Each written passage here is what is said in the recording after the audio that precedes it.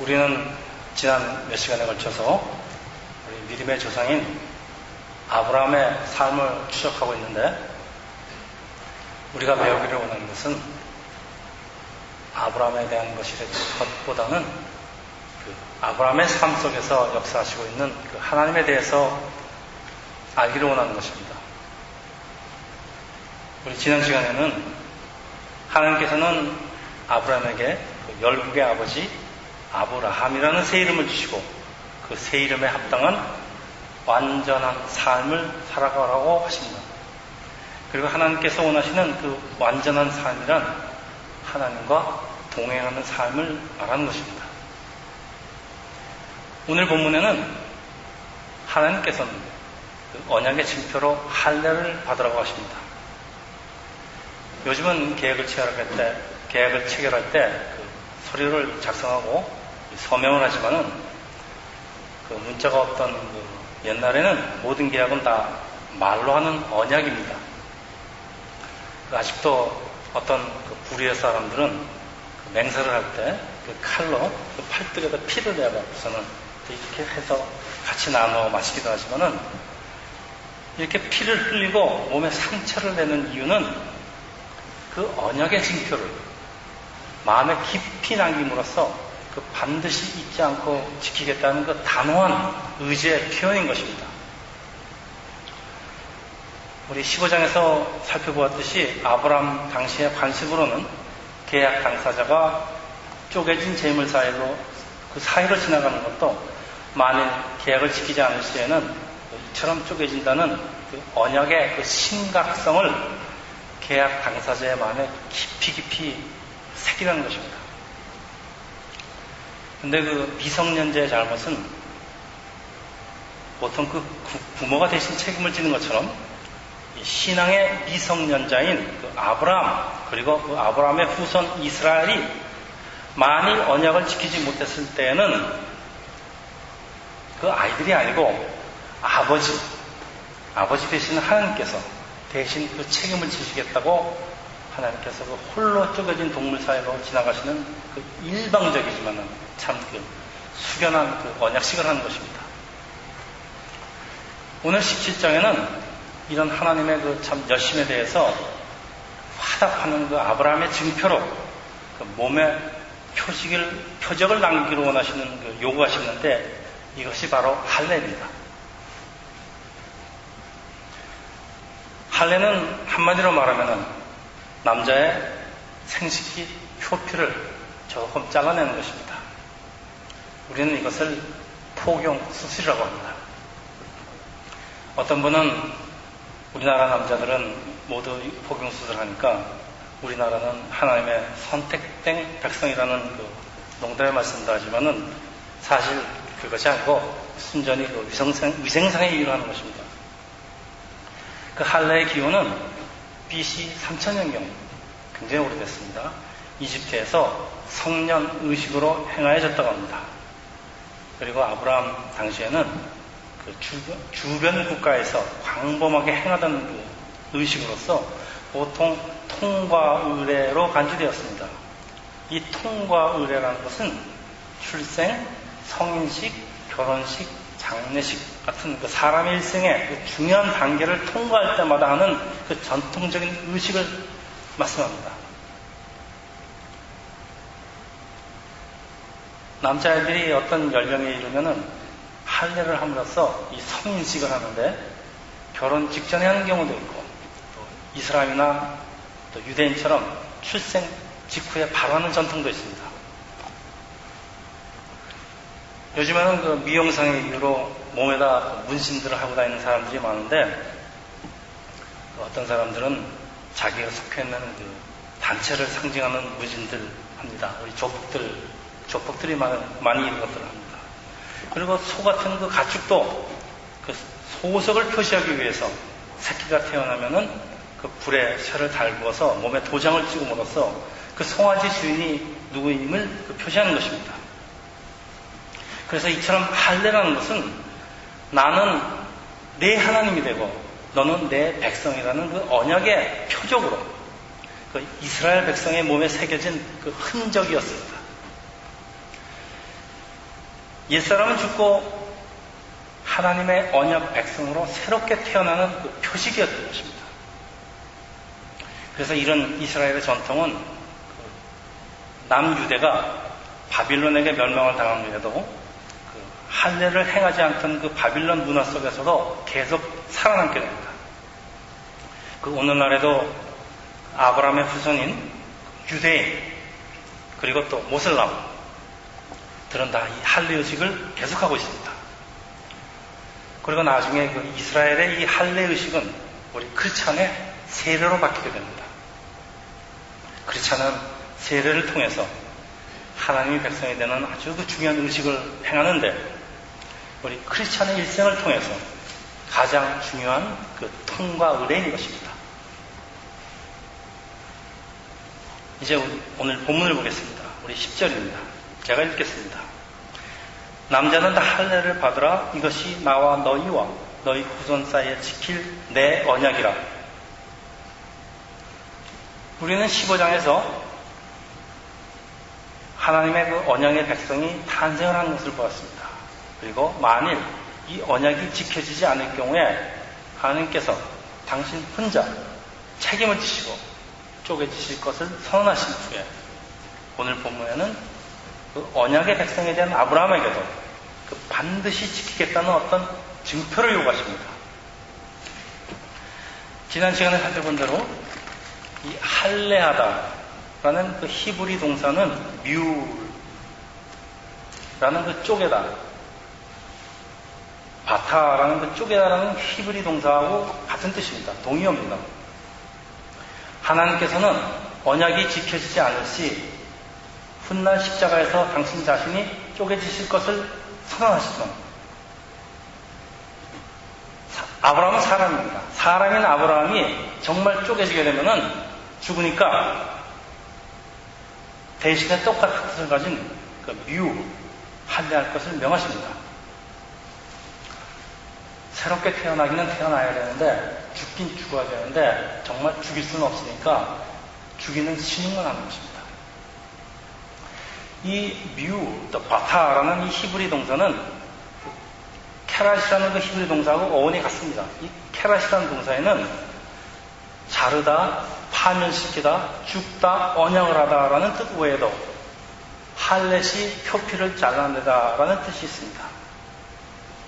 다시 말씀드리면 쪼개다, 언약하다, 할례하다, 죽다 모두 다 같은 뜻으로 쪼개는 것, 할례, 세례 이 모든 것은 일단 죽고 다시 사는 것을 상징합니다. 저는 설교를 준비하면서 그 중요한 단어들은 히브리 원어를 꼭 찾아보고 연구를 합니다. 근데 이렇게 히브리 원어에는 그 원어의 그 함축된 뜻을 찾아보면은 참 그걸 발견할 때마다 참 그 오묘함에 감탄하게 됩니다. 그래서 그 히브리어는 그 하나님의 언어라는 생각을 자주 합니다. 여러분 아시는지 모르겠지만은 그 히브리어 언어로 된 그 구약 성경은 우리나라처럼 오른쪽에서 왼쪽으로 읽어갑니다. 여러분은 그런 경험이 없을지 모르지만 저희 아주 어렸을 적에는 저희 책들은 오른쪽에서 왼쪽으로 써 있습니다. 그래서 미국 애들은 이 신학교에서 공부를 하는데 히브리 오른쪽에서 왼쪽으로 읽어가면서 굉장히 당황을 합니다.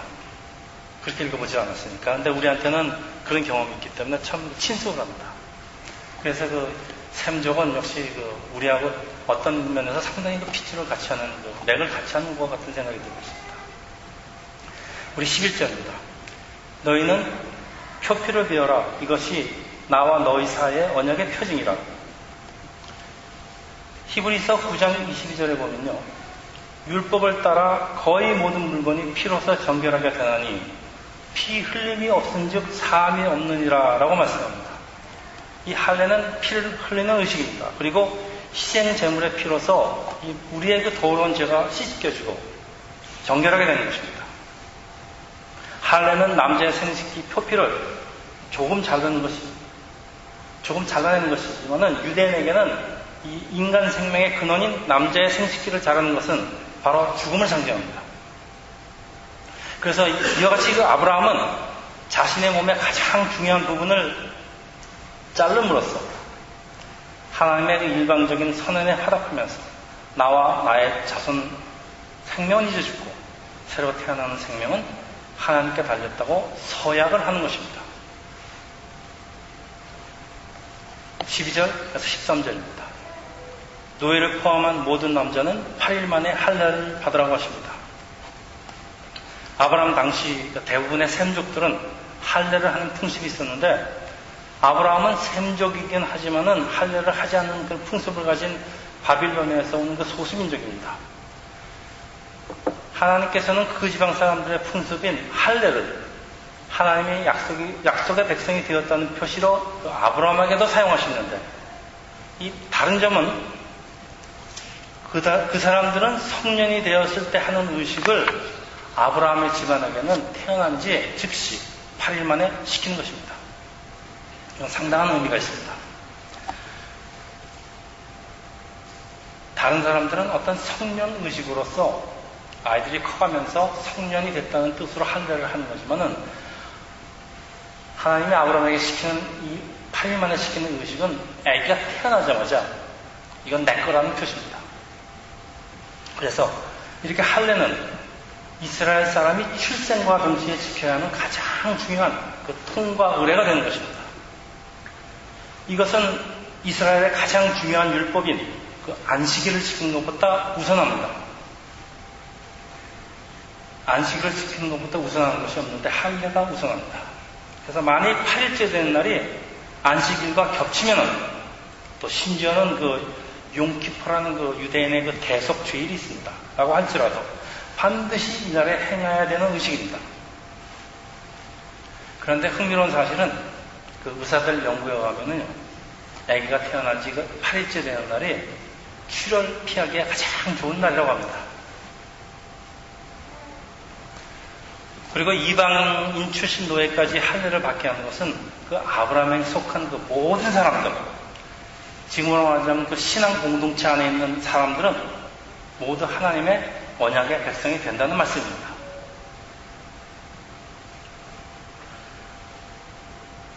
우리가 크리스찬이 우리 장로교는 특히 그 유아세례를 받습니다. 유아세례를 받는 이유도 그 신앙 공동체 안에서 우리가 태어난 아기를 낳자마자 하나님께 바친다는 그런 의미를 가지고 있는 것입니다. 어떤 교단들은 자기 믿음이 없기 때문에 아기가 하는 유아세례는 무효라고 주장을 하는데 어떤 것이 꼭 틀리다 맞다를 우리가 얘기하기 전에 아마 신학의 차이인 것 같습니다. 근데 저는 장로교 신학이 맞다고 생각합니다. 14절입니다. 할례를 받지 않은 사람은 백성 중에서 끊어지니 그가 내 언약을 배반하였습니다. 할례를 멸시하는 것은 곧 하나님의 언약을 멸시하는 것이니까 언약의 신앙 공동체에서 내적 금을 받는다는 그런 말씀입니다. 이 아브라함으로부터 계승되는 이스라엘의 할례 의식은 이 출애굽을 기념하고 유월절을 지키는 규례에 잘 나타나고 있습니다. 출애굽기 12장 44절 제가 읽겠습니다. 여호와께서 모세와 아론에게 이르시되 유월절 규례는 이러하니라. 이방 사람은 먹지 못할 것이니 각 사람이 돈으로 산 종은 할례를 받은 후에 먹을 것이며 48절입니다. 너희와 함께 거래하는 타국이니 여호와의 유월절을 지키고자 하더라도 그 모든 남자는 할례를 받은 후에야 가까이 하여 지킬지니 할례를 받지 못한 자는 먹지 못할 것이니라. 이렇게 할례 의식은 이스라엘이 반드시 지켜야 하는 하나님의 명령인 것입니다. 이스라엘이 그 할례 의식을 지키는 모습이 잘 표현된 것이 있는데 그게 바로 오늘 우리가 읽은 두 번째 본문 여호수아 5장입니다. 교회를 다니지 않는 사람도 우리 다 잘 아는 그 여리고성 무너지는 그 장면입니다.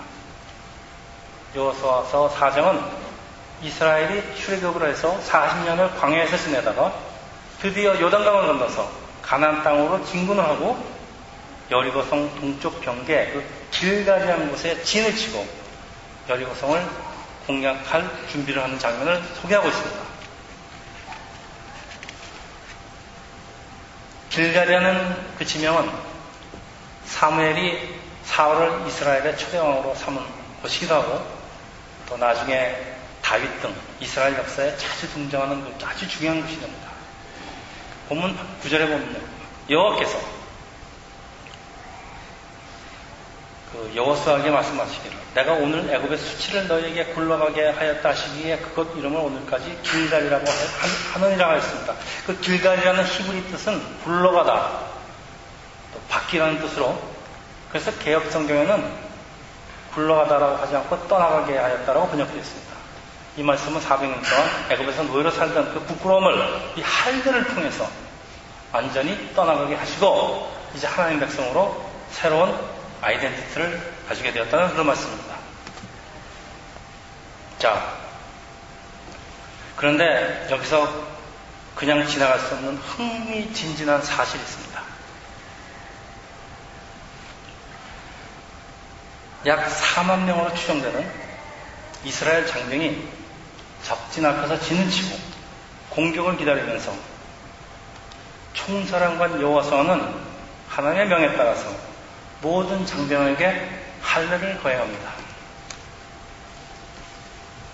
어떤 성사학자는 이것을 거국적인 할례라고 표현을 합니다. 4만 명이 받았으니까, 청원이 받았으니까 거국적인 할례 맞습니다. 그런데 이런 결정적인 순간에 할례를 하는 이유는 이제 가나안 땅으로 들어와서 처음으로 맞이하는 유월절입니다. 그 유월절을 하나님께서 주신 그 규례대로 지키기 위함입니다.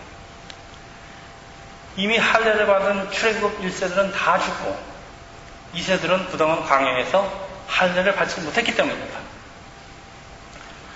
그 아까 출애굽기 12장에는 유월절을 지키는 규례가 기록되어 있는데 할례를 받지 못한 사람은 유월절 음식을 먹지 못하게 되었습니다.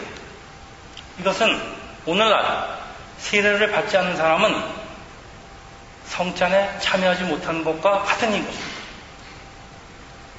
이와 같이 광야 시절에 중단됐던 할례 의식을 가나안 땅에 다시 행한 후에 유월절을 지키는 것이 무엇보다도 우선했던 것입니다.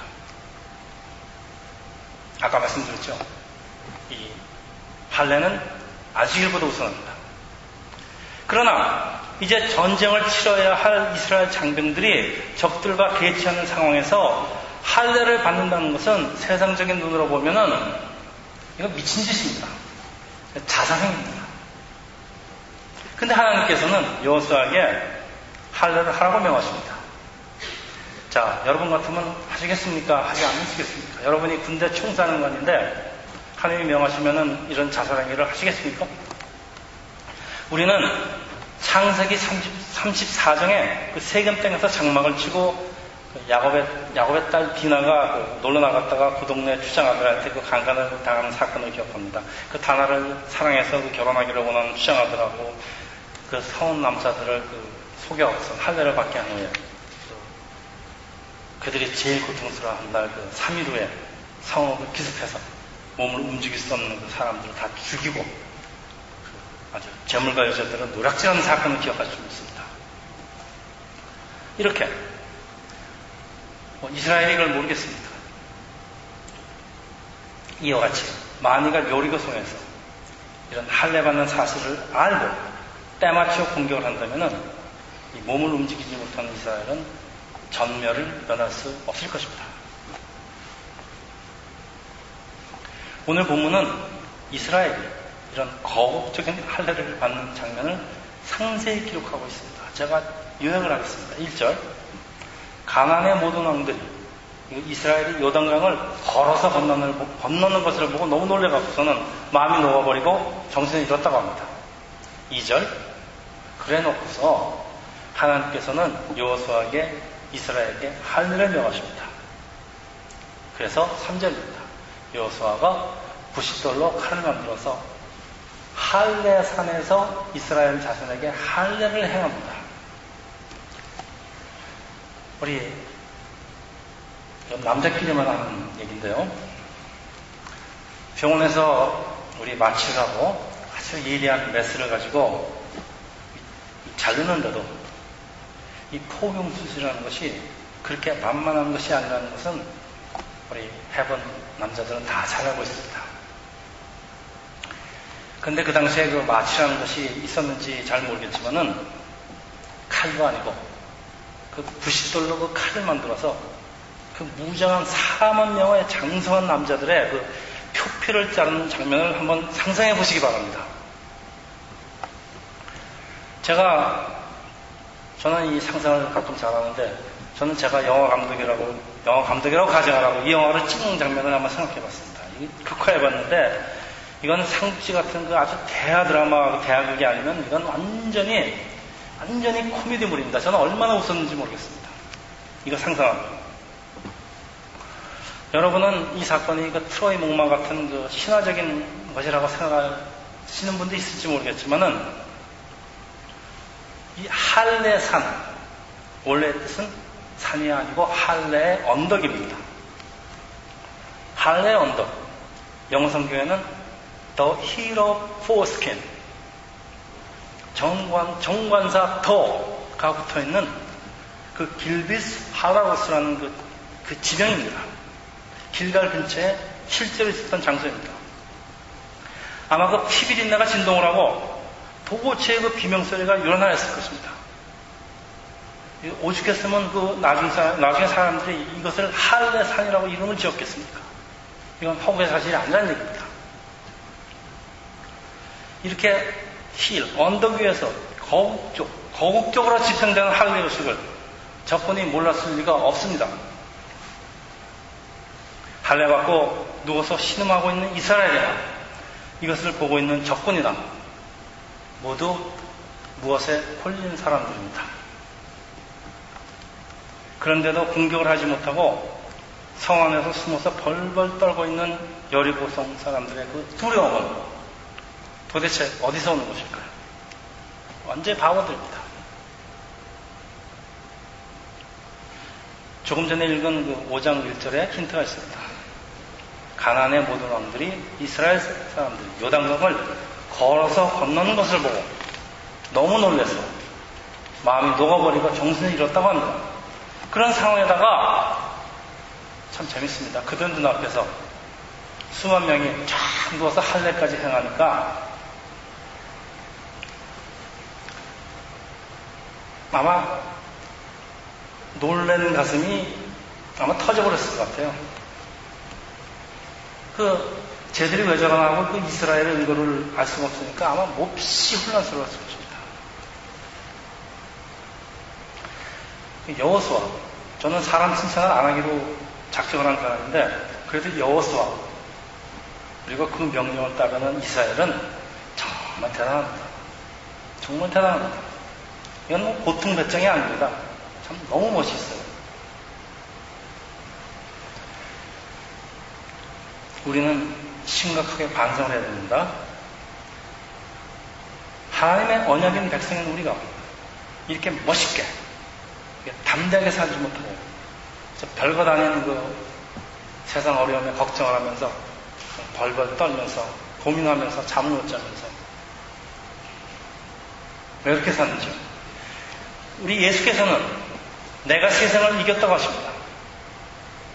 우리의 총사령관 되시는 예수께서, 우리 아까 찬송했죠. 우리 예수 십자가의 군기를 들고 우리 예수 총사령관 명령을 우리가 받으면서 행진한 사람들입니다.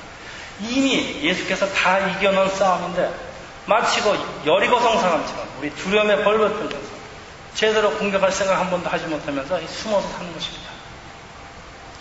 이것이 우리입니다. 그런데 여기 심각한 질문이 하나 생깁니다. 왜 성경은 이런 코미디 같은 사건을 그것도 아주 상세하게 기록하고 있는 것일까? 그리고 이런 여호수아의 무모한 듯이 보이는 정말 그 담대함은 도대체 어디서 오는 것일까?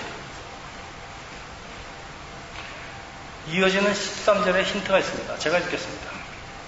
여호수아가 여리고에 가까이 이르렀을 때 눈을 들어본 즉 한 사람이 칼을 빼어 손에 들고 마주 서 있는지라. 여호수아가 나아가서 그에게 묻되 너는 우리를 위하느냐 아니면 우리의 적들을 위하느냐 하니까 그가 아니로다 하되 나는 여호와의 군대 대장으로 지금 왔느니라 하는지라.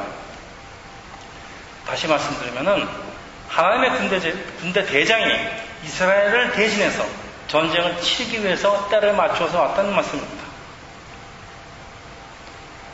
성경은 이스라엘의 모든 전쟁은, 즉 하나님의 백성의 모든 전쟁은 하나님께 속하는 것이라고 말씀하고 있습니다. 이스라엘이, 하나님의 백성이 전쟁을 치르는 것 같아도 하나님의 군대 대장이 이스라엘을 대신해서 대신 싸울 것이니 너는 여리고성을 공격하기 전에 그동안 중지되어 왔던 할례, 하나님이 백성이 되는 의식부터 먼저 행하라는 것입니다.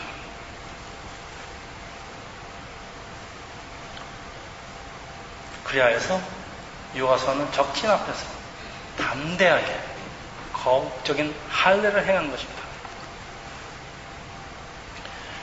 하나님께서는 단지 여호수아의 마음만 담대하게 하시는 것이 아니고 이스라엘을 대적하는 그 적군들의 마음까지 얼을 빼놓으십니다. 혼란케 하시오.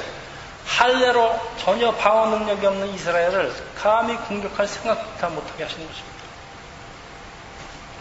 우리가 이 땅에서 삶을 살면서 우리가 어려움을 당할 때 하나님께서는 단지 우리의 마음만을 담대하게 하시는 것이 아니고 우리가 상대할 적군들 마음을 흔드시고 조정하시고 교란시키고 혼란시켜서 우리를 하나님의 백성을 방어하시고 우리 싸움에서 이기게 하신다는 그런 말씀입니다. 여호수아는 이런 하나님을 철저히 신뢰하였습니다. 자, 우리 그리고 어떤 일이 일어났는지요. 여러분, 모에 귀가 박도록 들린 설교 말씀입니다. 이어지는 6장에 이스라엘은 성을 공격하는 대신에 성 주위를 돌기 시작합니다.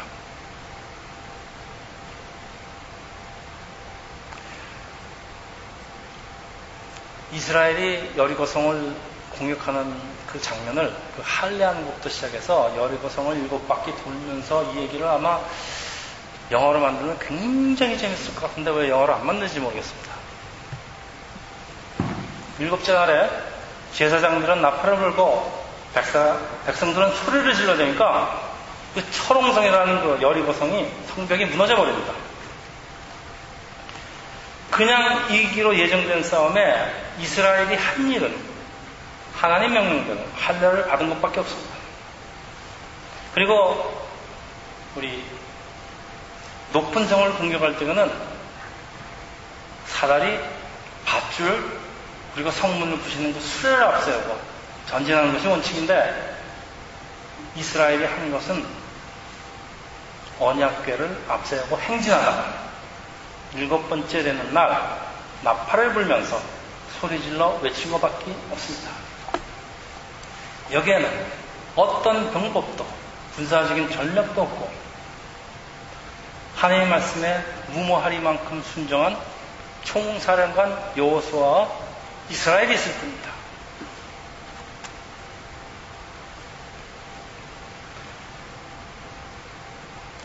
이것이 하나님의 언약 백성인 우리가 살아가야 되는 삶의 자세입니다. 교회도 마찬가지입니다. 이제 말씀을 정리하면서 우리가 반드시 짚고 가야 할 그런 것이 있습니다. 할례의 의미는 하나님의 백성이 되었음을 육신의 표적을 남김으로써 이것을 마음 깊이 기억하기 위함입니다. 마음 깊이. 따라서 이런 육신의 할례보다 더 중요한 것이 있으니 바로 마음에다 하는 할례입니다.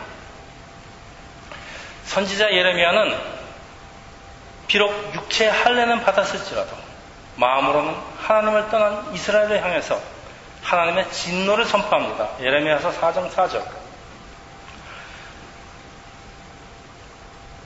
유대인과 예루살렘 주민들아, 너희가 스스로 할례를 행하여 너의 마음가죽을 베고 나 여호와께 속하라.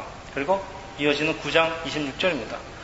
모든 민족은, 다른 나라 사람들은 할례를 받지 못했고 이스라엘은 할례를 받았으나 마음의 할례를 받지 못하였느니라.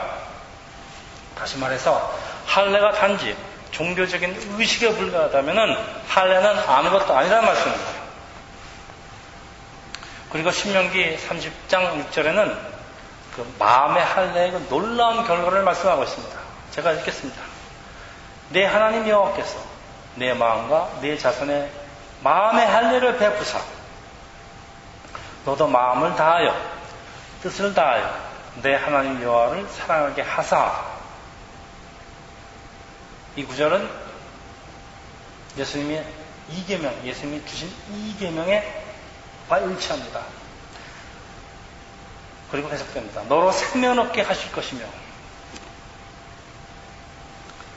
우리가 마음의 할례를 받으면은 예수님이 우리에게 주시는 계명은 그냥 자동적으로 지키게 된다는 그런 말씀입니다. 골로새서 2장 11절입니다. 또 그 안에서 너희가 손으로 하지 아니한 할례를 받았으니 곧 육의 몸을 받는 것이요 그리스도의 할례니라. 손으로 하지 않는 그 할례라는 것은 성령의 할례를 말씀합니다. 육의 몸을 받는다는 뜻은 육체의 정욕을 받는다는 뜻입니다. 이 마음의 할례는 그리스도의 할례죠. 성령의 할례로 하나님을 마음으로 영으로 사랑하는 사람으로 우리를 거듭나게 하신다는 말씀입니다. 저희들이 성령님을 강조하는 이유는 수도 없이 많지만 이렇게 자명합니다. 신앙생활이라는 것은 남이 보는 데서 밖으로 과시하는 것이 아닙니다. 우리의 마음에서 우러나야 하는 것입니다. 마치 그 할례의 흔적이 남의 눈에 보이는 신체, 팔이나 머리나 얼굴이나 이런 데 있는 것이 아니고 우리 보이지 않는 은밀한 곳에 있듯이 말씀입니다. 할례의 삶이란 우리가 하나님의 언약 백성임을 마음속에 간직하면서 어떤 어려움 가운데서 하나님을 의지하고 멋있고 담대하게 사는 것입니다. 우리의 싸움은 혈과 육에 대한 것이 아닙니다. 그리고 오늘도 이런 영적 싸움의 승자는 항상 하나님의 언약의 궤를 우리 마음에 앞세워 하나님을 찬양한 사람들입니다. 어떤 어려움이 올지라도 우리를 대신해서 싸워주시는 이런 하나님을 믿고 담대하게 이 세상을 살아가시기를 주님의 이름으로 축원합니다. 기도하겠습니다.